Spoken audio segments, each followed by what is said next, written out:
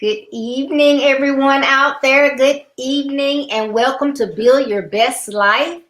I have a special guest here with me today, Miss Angela Cooper Nixon. Good evening, everyone out there. Good evening. So I'm happy to have her here with me. So welcome to everybody out there, Facebook fans, YouTube fans, Periscope fans, everyone in the Bahamas, Jamaica, Nigeria, Canada, all over the United States. Hello, good evening, welcome. And we're so happy to be back here today. And I am delighted to have my friend and Miss Angela here with me today. I'm happy to be here, Miss Deborah. Thank you. So we are excited to talk about our youth and their mindset. And Miss Angela is an educator. And so she's here and we're going to talk about our youth and how we can help them and how their mindset works and those type things that we can do to assist them. But I want to tell you a little bit about Angela first. And Angela's passion for God and commitment to serving Him has led her to working with children in her career, church, and community. She enjoys sharing with children how God has moved on her behalf through various stages and challenges of her life. She's a certified teacher by profession and ordained minister. She currently holds a position as Children's Ministry Director at Living Waters Kingdom Ministries. Her passion for working with children also stems from the godly examples God placed in her life. Angela's grandmother, Sylvia E. Johnson, was the matron of the Children's Emergency Hospital for many years. Her mother, Cora L. Cooper, who she has patterned her life after in almost every way, is a teacher by profession and a minister of the gospel. So it is not by chance that she spent many years observing and serving on the side of these two phenomenal women of God. Their passion for God, for life, for service, for children was and is next to none. Angela is a firm believer in Proverbs 22:6. Train up a child in the way he should go, and when he is old, he will not depart from it. Our children are our future, and the future is bright. Angela is an alumni of Kingsway Academy, Palm Beach Atlantic University, University of the Bahamas, and Barry University. She is a high school biology teacher at Queens College. Angela is married to D'Amico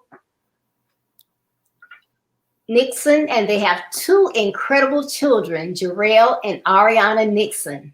So please join me in welcoming the beautiful Angela Cooper Nixon. Thank you so much, Ms. Smith. I'm very happy to be a part of your platform. I love your platform, and I tell you it all the time. Building your best life is so awesome. Thank you. Well, I know that I just, gave this overview of who you are, but I know one of the things that I admire about you is that you are an educator, and I think our educators should be applauded every single day. Y'all don't get enough accolades. You don't get enough pay because, without you, our children wouldn't have be able to receive the knowledge and the guidance that they receive. So I do applaud you and all other educators. So is there something else that you would like to tell us about your role as an educator? Okay. Well, I've been teaching now for the last 20 years. And teaching was in my first profession, but it was a profession that I tried, and right when I tried it, I knew that I wanted to stay in education because I valued education. And my mom is a teacher. My great-grandfather, who I did not meet, but his legacy still lives on. He was a teacher, and he has a school over here named after him, E.P. Roberts. And so it's kind of like what we're going to talk about today.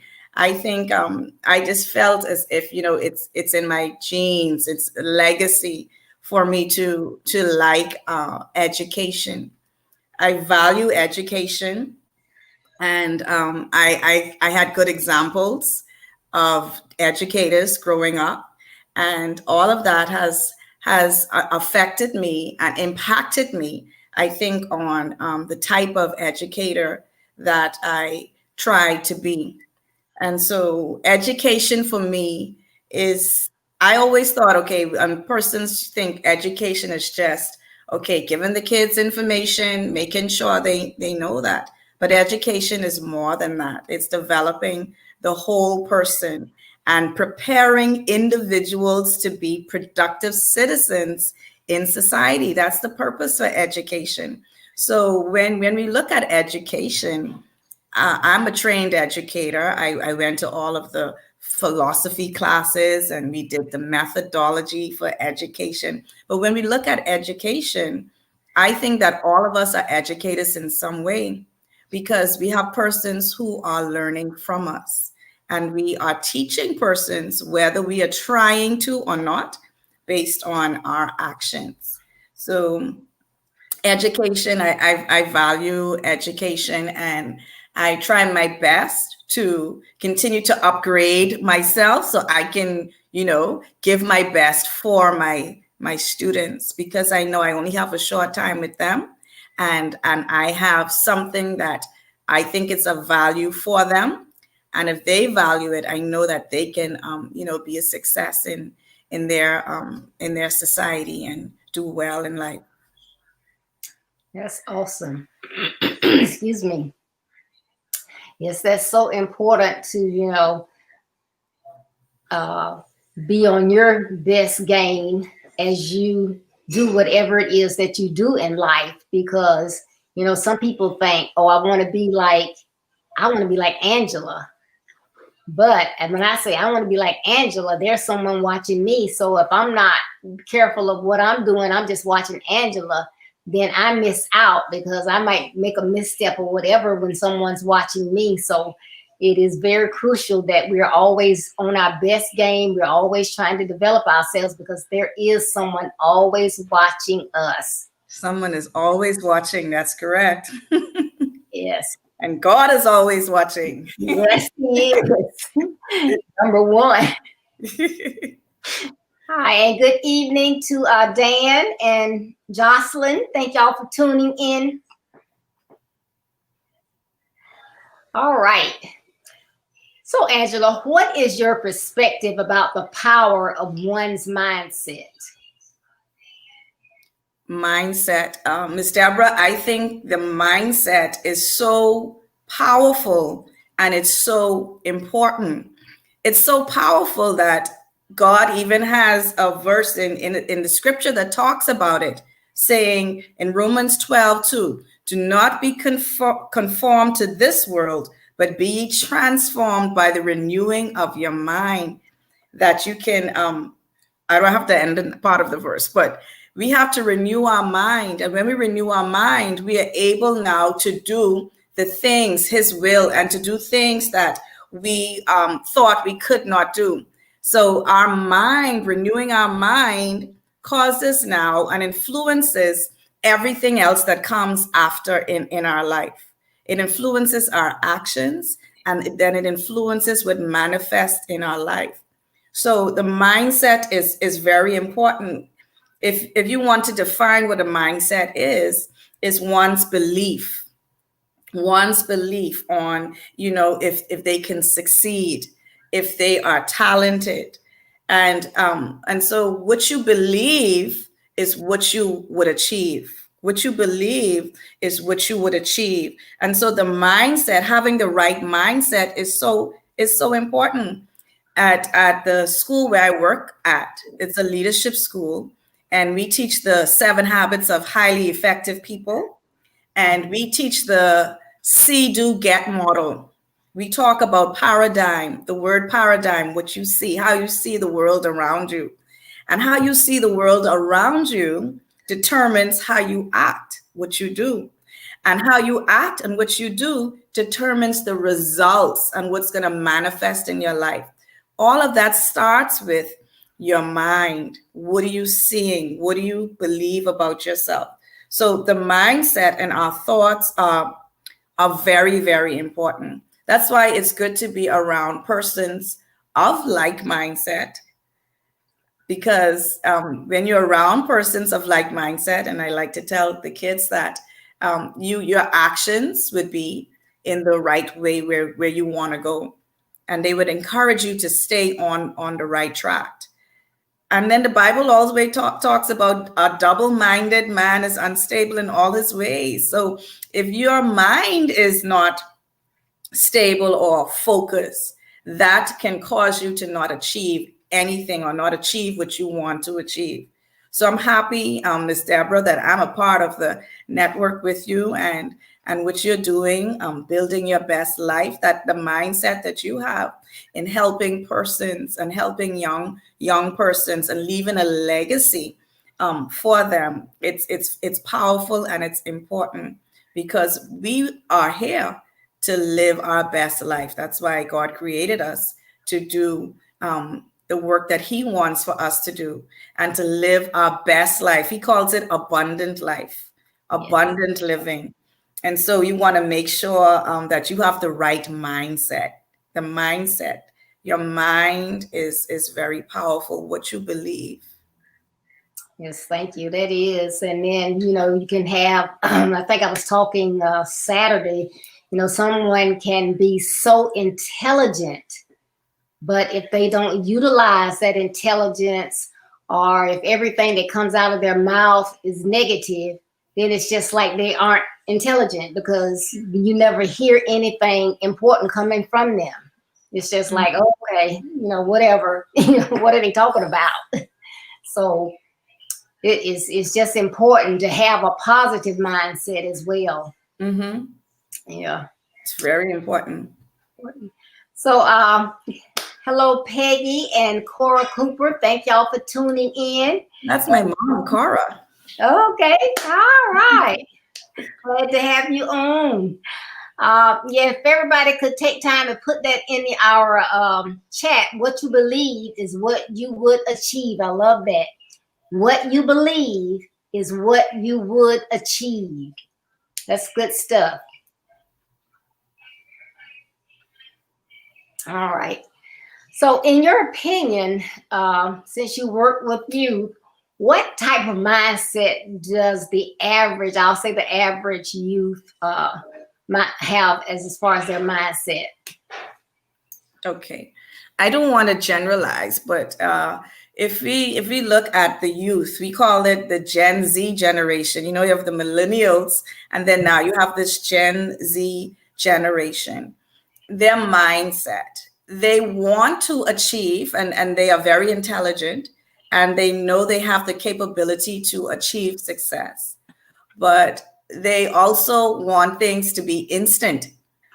And sometimes they don't want the process that it takes maybe to get to where they want to be. So you would find that this generation that we are looking at now, you have to give them a lot of encouragement.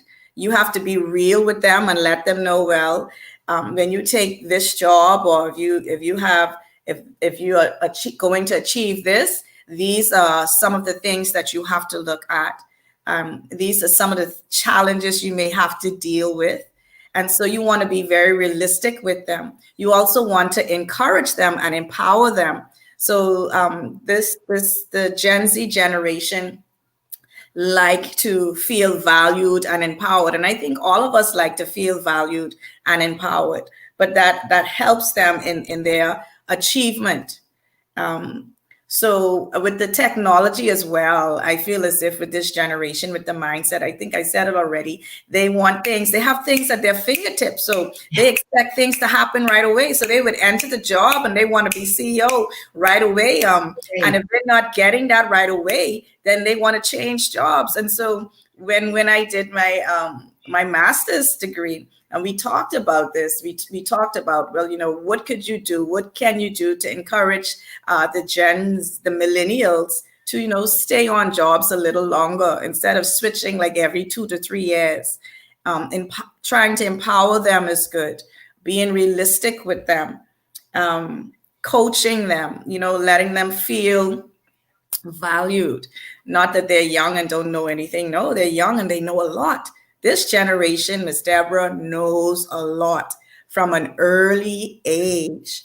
And so they know enough to be successful, but they also need that that guidance from the older, I wouldn't call myself old, but from persons with the experience, So the younger persons, that's how I look at the younger persons, their mindsets. They're very able and they know they can, but are they willing to put in the effort and the hard work, or I should say the process to endure to get success? Not everything is going to come. Not everything. Some things will come quickly, but not everything is going to come that quickly. Some things still require that work. And, and they're also influenced a lot, Miss Deborah, by what they watch. And so their mindsets are influenced by media, and what's happening in media influences our younger person's mindsets. And so they have to be careful with what they're putting in and what they're watching, because then they're going to believe, okay, that's just how the world is. And so I try to tell them, some things that they portray on the TV is like fictional. Those persons who you see, I teach high school, so if I talk with the young men or the girls, I say those persons who you see sleeping around and they look like they're not using any safety precautions, I say that's just for them to make money, and they might not even be doing the act then. But even still, they're tested. That's an industry that they have. Okay, you cannot follow them. You would ruin your life. So you have to have the right mindset, and you have to be honest with the kids. Let them know, be careful what you're watching. This is what could happen. I value you, and this is what you need to do. Okay. Right. The process is very important. Yes, Donald. Yes, very much so, because even at a very young age, all of our young children have the iPads now, and they know how to go wherever they want to go on those iPads. And you see, even when adults are having conversations and you think, oh, they're over there doing something else, but they know everything. Listening. Yeah. Absorb all that stuff in. It's true. They're listening and watching. Right. And that's a part of their education. So we got to be careful. Yes, very careful. It's just even like when someone has a young baby and they're used to using profanity, like, okay, you can't do that. You have a baby now. Oh, they don't know what I'm saying. You wouldn't want that first word out of that baby's mouth to be something that they shouldn't say, but you never know, because they can hear that stuff and they pick stuff up. True. You just have to be careful. But like you were saying with the different mindset as far as jobs, I was just amazed when I was in corporate America, and believe it or not, I worked at one company for 41 years, and I was in the same department for, I would guess, say 39 and a half of those years. Wow. Okay. And I couldn't believe I was in one department that long, but it was just like you said. But the younger people, when they started coming in, it was like they would be in and out, well, I didn't get a promotion. You did my review, and, why didn't I get all excellence and blah, blah, blah, blah. And then if they didn't get all excellence, they were gone. In a minute. Because they expect that. They expect this instant gratification, this instant gratification that they expect. Yeah, so you were right, spot on right there. And something that I had started to see when my youngest son was when he first went to middle school. So I don't know if they, kids still look this way, but like if you were a student and you were really, really smart, well, I shouldn't say if you were really smart, but if you were smart and you did what you were supposed to do and you made good grades, because they could be just as smart, but it was like it wasn't cool to make good grades. And I was like, okay, but just because your friend doesn't want to make good grades, why should you not make good grades? But our peers, have so much influence on a lot of kids. It's like I listen to my parents, but I want to do what my peers say.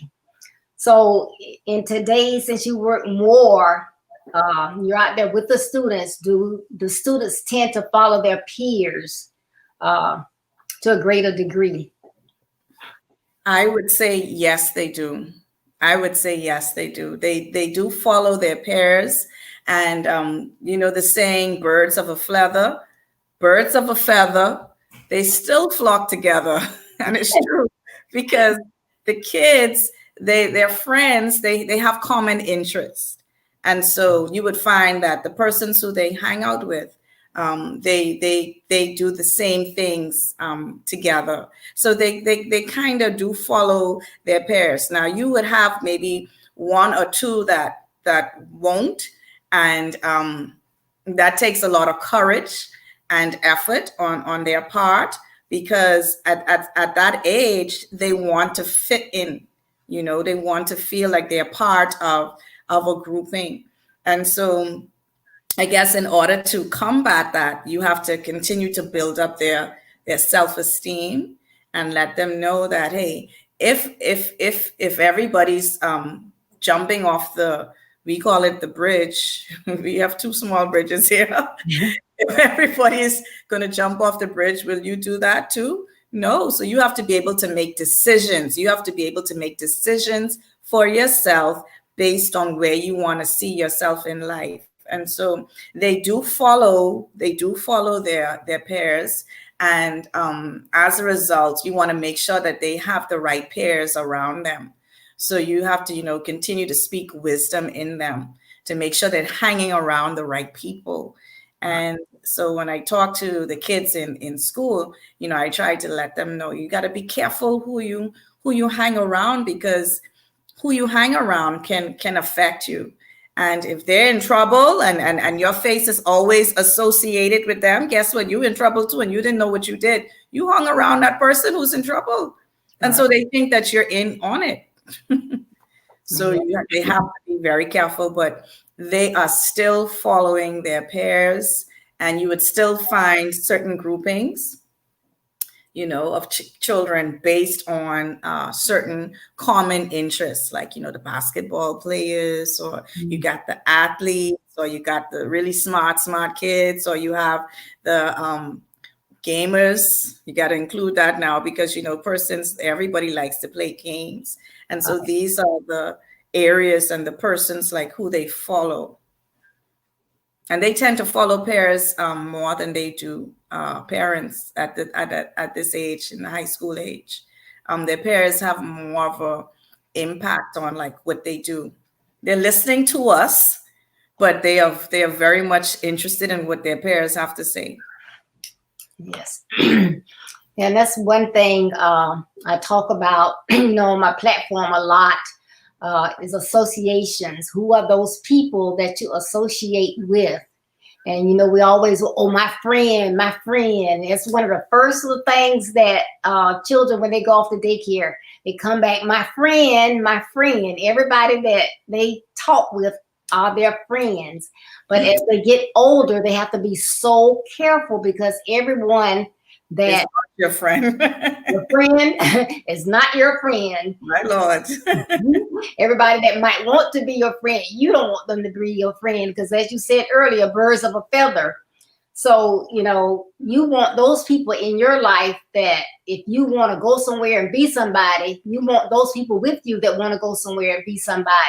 So those are the kind of birds you want with you, somebody that's going somewhere, not that's just going to be like lying on the ground like a chicken that's walking around. You want to be like an eagle and soar. So, That's it's important to watch who you associate with. And I'm like, when you find those people that are not good for you, don't walk away, run away from them as fast as you can. That's because right. like you said, something happens, everybody gets blamed, and then that, that can be really, really serious, because as you get into middle school and high school, then you can go off by yourself. You can do different things. I mean, you might just see, say it's like innocent fun. I want to go and spray paint a building or spray paint somebody's house. I just want to steal a pack of gum out of a store or whatever. But that's a crime. It's wrong. And if you are with that person, if you just standing there looking at them, they're gonna get you too. That's right. So accomplice. That's called an accomplice. So with those peers, they'll get you in trouble. Be careful of your associations. Definitely. There's another verse that comes to mind that, light has no, what's the verse? With darkness. Light and darkness cannot go. Right. Mm-hmm. Yes. All those things are important. Okay. Can you get a pulse on whether parents are supporting their children in having a positive mindset or not? And could you explain your response? I think a lot of parents are supporting their kids. Their intentions are to support their kids and having a positive mindset. But when we look at supporting the kids, it's not just talking to them. I think it's exhibiting to them what it is to have a positive mindset. So, like we said earlier, kids are always watching, and they are not looking so much as to what you say, but they're looking at what you do. So if you want to have a positive mindset and support your child in having a positive mindset, then as a parent, we need to have positive mindsets. They need to see us being positive daily. They need to see us trying out being successful. They need to see the things that we want them to have. They need to see that in us, or we should try our best. So I want to say that I've seen parents try to support their kids, but I think that we need to look at how we're doing it to make sure we're doing it correctly in terms of how we should support the kids. But most parents, if not all parents, would want their children to be better than they are or to do better than them. And so I know that's the heart, and it should be the heart of most parents. The parents that I come into contact with, at the school that I work, yes, they go above and beyond to support their kids. But then I still see sometimes where the kids are looking for their support, but not so much in like a harsh type of way. You know what I mean? Right. More in a loving way. And then they're also looking at their lifestyle. Okay, mommy, you can't tell me to do this if you're not doing that.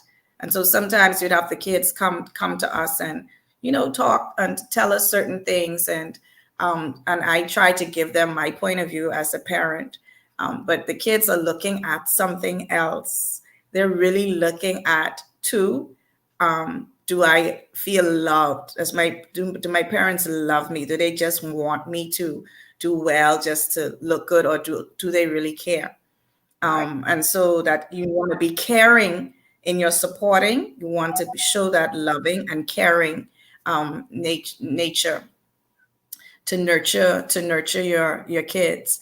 And because as parents, sometimes we get so stressed, Ms. Deborah, with finances and then job pressures and stuff like that, we tend to not have that what the kids are looking for. But that's where now we have to dig deep, and we have to ask God, to help us, show us how to support our children. I mean, that's what our prayer should be as a Christian parent. As a teacher, I ask God, show me how I could support my son or daughter and show them, the way in which to go and to have that positive mindset.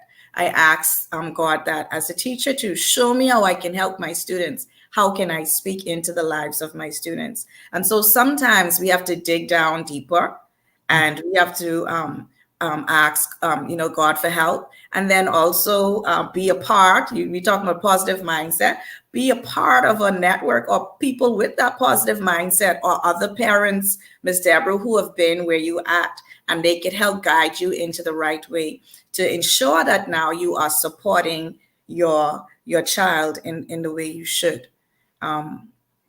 Seek advice. Seek advice. Parents, we don't know everything. We are still learning. As an educator, I tell my students all the time, I don't know everything. Every year, I learn something. I learn something from them. But every year, science is changing too. Look at this coronavirus. Every year, I learn something new. So education is an ongoing process. And so we have to learn. I think we have to go out of our way to learn how to support our kids, and how to support them in having, this positive mindset. So as we are hoping that they renew their minds, we need to make sure our minds are renewed too, because they are watching us more than they are listening, I think. That is so true. And I like what you said about getting with other parents that have, like minds, or they may be more experienced, because sometimes if you are a young single mom, or you're a young mom, and say for instance, I had my first child was a boy, and there had been no boys in my family. So my only guidance as a single mom was what my mom said. Okay. Right. I was adopted, so I was her example. So I could only try to raise my child based on what she told me, because I had no example. Right. We have a small family. So I probably wasn't the best mom. I did what I thought was the best. I love my child more than anything in the world. I would do anything for him, tell him that I loved him, taking places and do these type things. But I was probably too harsh. I said the right things, but I said it, maybe too harshly for him. But that was what I knew back then. So it's always, we should never get to a point where we are not open to learn and to understand, because as I grew, then I grew, and I knew more that if you don't know, you don't know, That's so right. That's good to, talk with other people, like, well, how do you handle this situation? Or how do you handle that situation? But I was always a yeller. And that me too. I'm still a yeller. But I'm trying, Miss Deborah. I'm open to learning. And I think as an educator, and if we're looking at how we can educate our children, we have to be open to learning new ways of doing things. I mean, yelling is something that you do because, that just comes natural, I think. So that's something, you have to learn how to, what they say, a calm, soft word turns away anger. But to release the frustration, sometimes you're like, stop.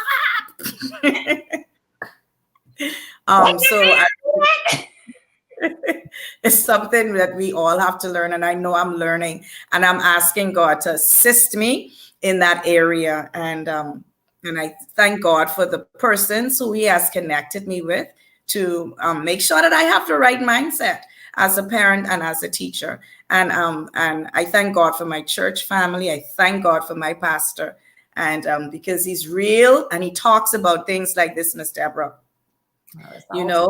On having the right mindset and being vision oriented and focused, and how important it is to live your best life. Very good. And I want to kind of backtrack a little bit. I see some comments in here. Be careful who your friends are. It's very important. And I love this one by Jocelyn. Guilty by association. I love that. That's it. Yes. Yes, and I think I saw 2 new people on, Mary Williams and Tamika Mack. Thank y'all for tuning in. Hope you are enjoying this conversation about mindset. All right. Okay, Angela, how do you motivate your students to have a positive mindset versus a growth mindset, or positive mindset, fixed mindset, or a growth mindset? Okay, how do I encourage them? Yes. Well, the first thing I try to do is, Miss Deborah, I try to exemplify it through my life and through my experiences. So I try to be a good example for them. And so I like to give them, stories of when I was their age, and what did I do, and how, and what I learned, and how to it's important to have this positive mindset and to dream big. And so I try to exemplify it for them. I also try to speak positively to them as much as I can in class. I like to keep it an environment, a positive environment. So I don't let anybody say anything negative about each other, themselves, or anything like that. I try to keep the environment positive and let them know, it's important to have that positive environment. And also, I try to speak directly to them, like one-on-one. It's good to, you have to develop a relationship, Miss Deborah, with your students or with anybody. They're not going to listen to you if they don't think that you care.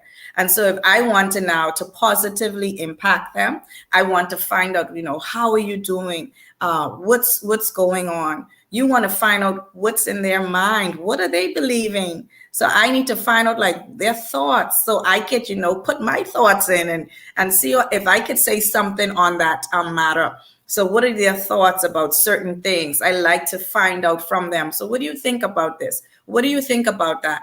And then I tell them, what do I think about it? And so I try to, point them in the right direction like that. So I try to develop a relationship with them, a student-teacher relationship with them. And that's how I'm able to speak into their lives. And also, I would, tell them, like we are doing online learning, right?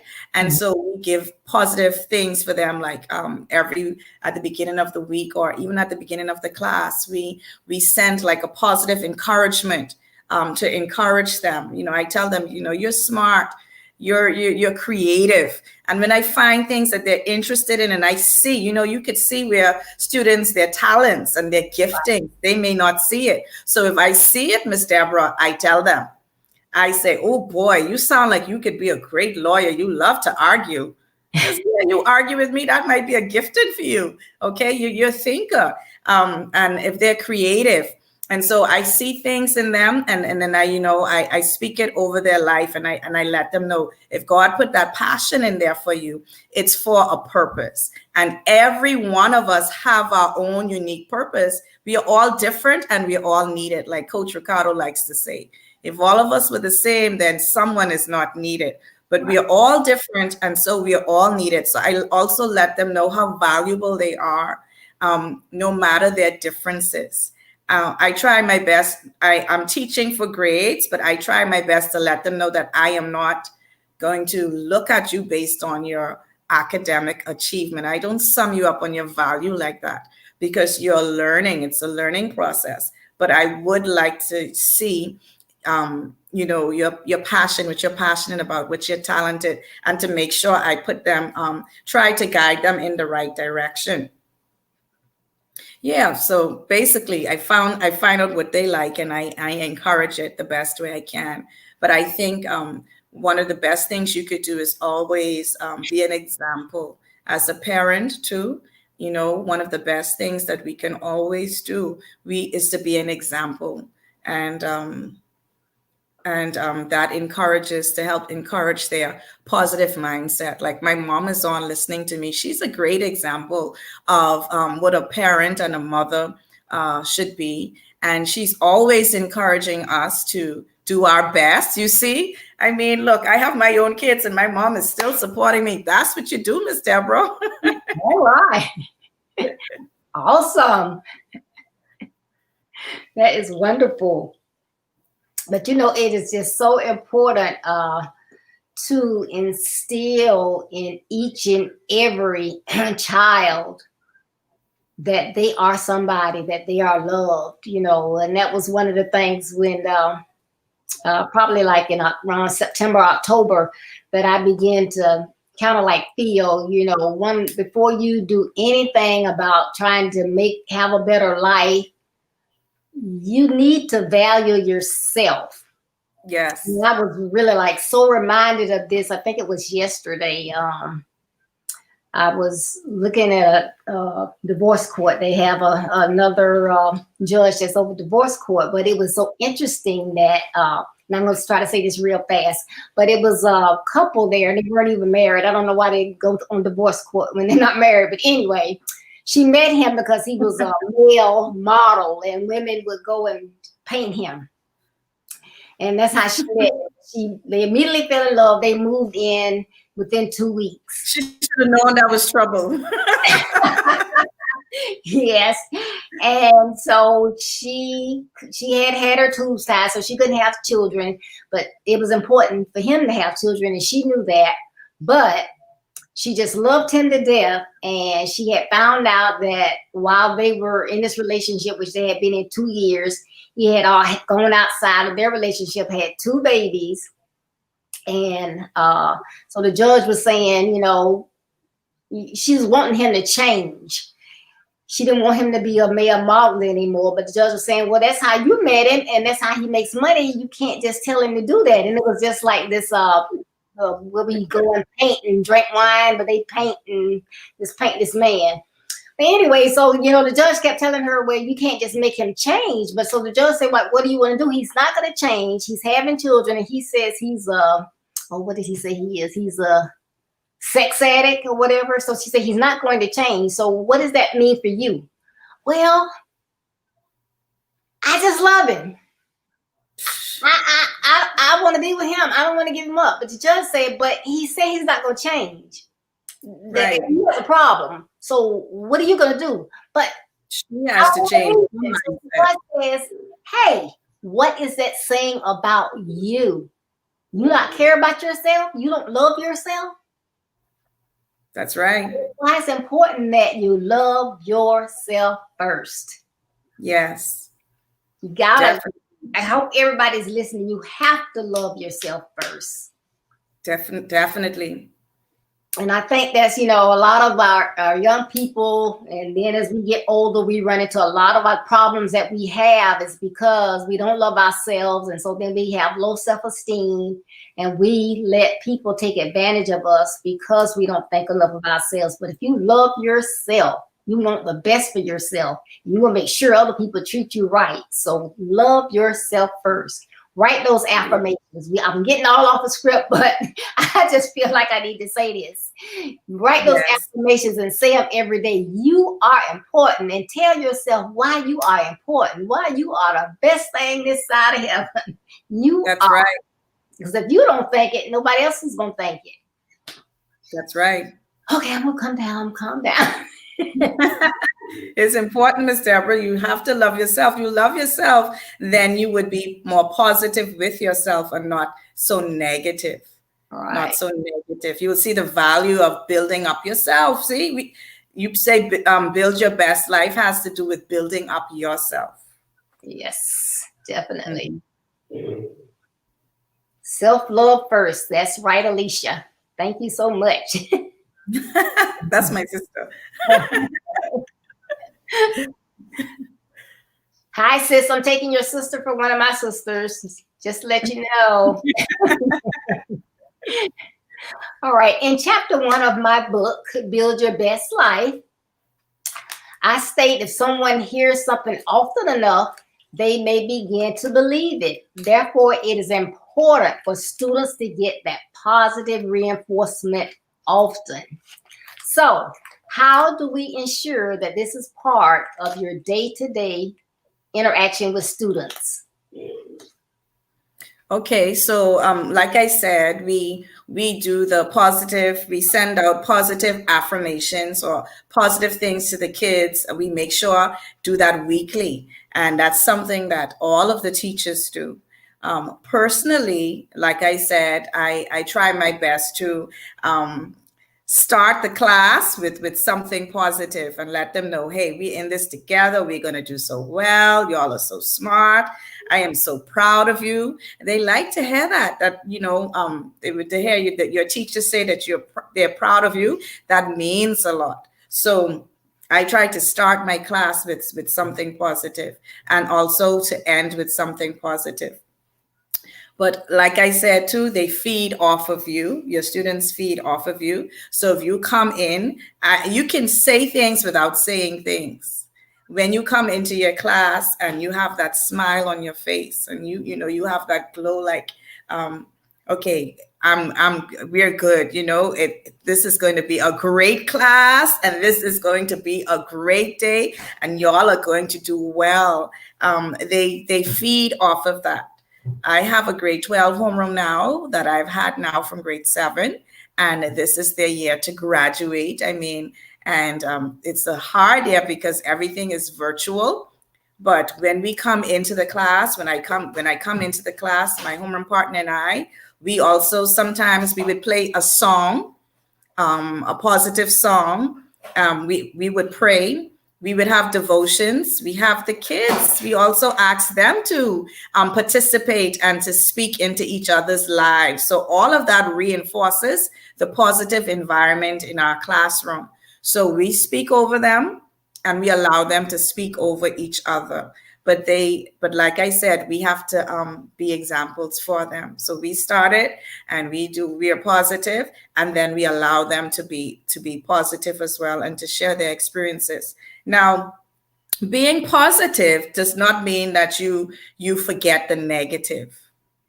Being positive does not mean that you don't recognize when things aren't going right or when bad things are happening. Being positive means that you see that your way of getting over and overcoming this challenge and overcoming the bad things and making it to the other side. So even though I have a positive environment, Ms. Deborah, and I try my best, I'm not going to come in class and be too fakey, like those people who always smile like, no, that's not realistic. I I realize and I know they have challenges, we have challenges, but this is what we do to overcome it. So it's like I said, it's your mindset. What do you see? An obstacle may be there, but that obstacle we see as an opportunity to learn and to grow and be better. You may have failed a test, but that's an opportunity to study harder and to do better and to get to know more about that and to keep it in your knowledge longer. I find that kids who have to work harder to pass, they tend to retain more. So even though I'm in giving that positive reinforcement comes with, you have to teach them the skill of being able to overcome negative things. So I'm giving them positive, and whilst I'm reinforcing them positively, I'm also giving them the skill and what they need, the character that they need to develop in order to overcome negative things that happen in their life. So, yeah. That's good. Great. Now, Angela, can you see the comments? No, I cannot see any comments. I don't have my phone. I don't want to be, too nervous. I want to know that your daddy says, always love yourself. Oh, thank you. Daddy. Oh, that's so sweet. I love it. Hi, Miss Gwen Ruiz. Thank you for tuning in.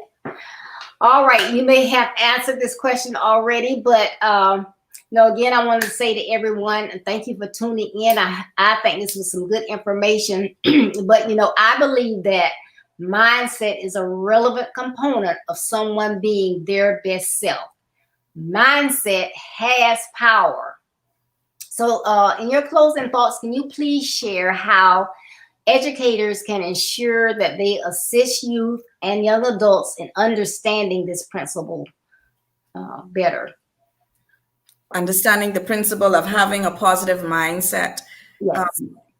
It's important that they understand that, and we try to do this in our school. However, whatever you think, how you think and what you believe influences your actions. So you want to start off thinking that I can and I will. You don't want that I can't mentality. You can. And you know, and they know that I'm a Christian and that I'm a believer. And so I go back to my word that God gave me, that there's nothing impossible with him. And so I can do whatever, if he placed it in my mind and I can conceive it, guess what? I can achieve it. So if he put it in my mind and I could think it, we tell them that you can achieve it. And we tell them, you know, we give them the principles to what you need to do in order to achieve it. You have to write out your goals. So we encourage them to write out their vision, write out their dreams, and then write out what you need to do in order to achieve it, because action now, faith without works is dead. And so, yes, we have a positive mindset, and it's awesome to have a positive mindset. But with that positive mindset and with that belief that I can achieve, there's some work that you have to do, and God will help you to do it. And so, in order for them to be the success that they want them to be, we teach them principles on how to write out your goals, how to write out your lead measures. What am I going to do weekly to achieve my goal? I want to get an A in that class. I can't just want it. I can't sit down and want that all day. Ooh, I want an A. I want an A. I haven't opened my book yet. Ooh, I want an A. I want an A. I haven't read yet. I want an A. I haven't done anything. I want an A. You could want all you want. If you don't do something about it, then you won't achieve your A. So as educators, we encourage them to do what they need to do in order to have that success. I like to tell my students to be careful what you listen to. I think I told you that already. So you want to stay positive. You want to make sure you have positivity around you. You want to listen to positive thoughts. You want to listen to positive things. You want to read things that are positive in nature. And so it's intentional is the word I want to use.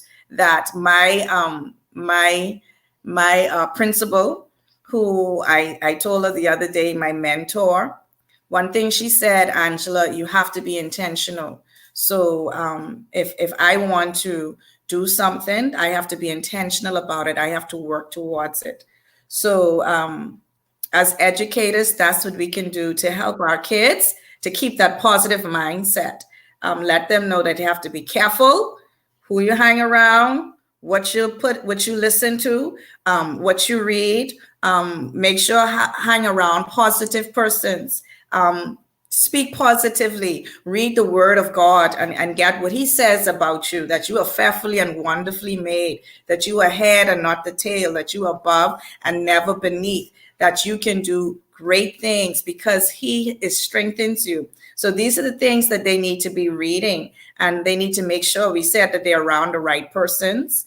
And they need to value themselves. We said that already. So as educators, we can see how we can make them feel valued, let them do things and say, thank you so much. Value their, whatever their efforts are, show them how much you value them and value it. I think I have here, we should encourage them as educators to be their best for themselves and also for others, because you want others deserve, or people deserve your best.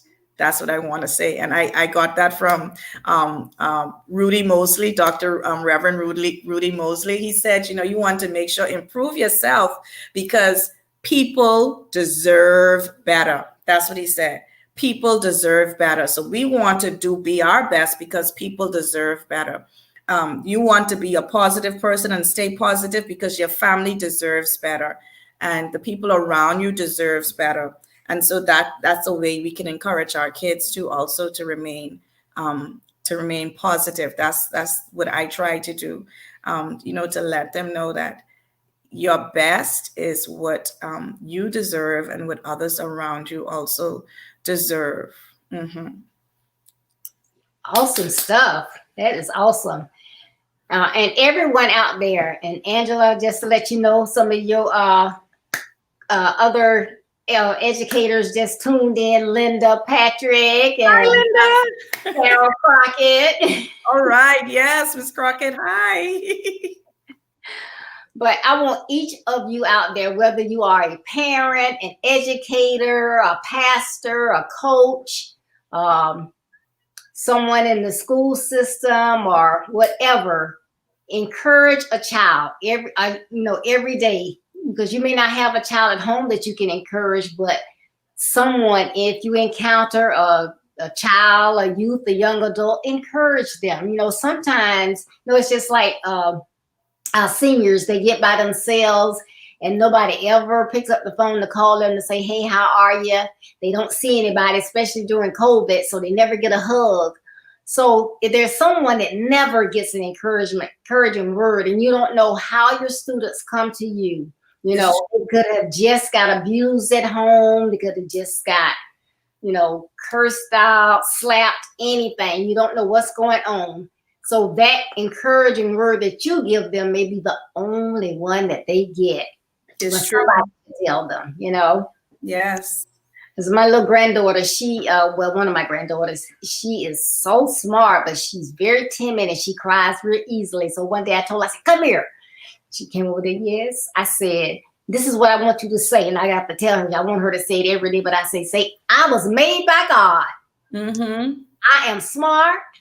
I am beautiful. Mm-hmm. And I'm the boss of me. I like that. I'm the boss of me. I say, no, say, I'm the boss of me. Say, I'm the boss of me. Okay, I have to say that every day. But those are the kinds of things that we have to get people, because people have different personalities, however, but sometimes people beat people down so much. And as I was saying earlier, people hear something so often until they believe it. You just stupid. You stupid. Why you so stupid? And they can be the smartest person in the world, but because they keep hearing it, then they begin to think, well, I'm stupid. And then they kind of drift, they get that low self-esteem. So when you can encourage someone, please, please, please encourage them. Even with a smile sometimes. Yes. Like they say, one word. Smile, and maybe they'll smile as well. Just some kind of encouragement. But I just want to thank you again so much, Angela, for everything that you are doing. I know I'm not close to you over there, but it sounds like you are doing phenomenal things. I like the things that your school and you are doing in the classroom to make those students feel positive and loved. So excellent job. Thank you so very much. Thank you so much, Ms. Smith, for having me. I enjoyed being on with you today, and I absolutely love your platform. And I told you already, I think you're doing something great and leaving a great legacy. So be encouraged so much, and I am encouraged by you. Thank you so much. So everybody out there, please visit my website, www.buildyourbestlife.org. That's www.buildyourbestlife.org. I drop a blog every Monday. So you can read my blog. You can find out more about my platform, more about myself. You can visit my web store and get my book, Build Your Best Life. It has basic principles in here that will assist you in becoming the best that you can be. As well, I have the services that I offer out there. So please visit my website. I look forward to you coming back on Thursday. On Thursday, we're going to have Thursdays with Carol and Deborah. So it'll be Carol Crockett and myself on Thursday. We're going to have a treat for you. So please join us 6:30 p.m. Thursday. That's 6:30 p.m. Eastern Standard Time. So again, thank y'all so much for tuning in. And as you go on your way to trying to be the best that you can be, you will run into distractions, rough terrain, and detours. However, don't let any of those negative aspects of your journey stop you. Though they may slow you down, keep going to be the best you so that you can build your best life. Thank you, bless you, and have a great evening. Love you all. Bye-bye. Thank you, Ms. Deborah.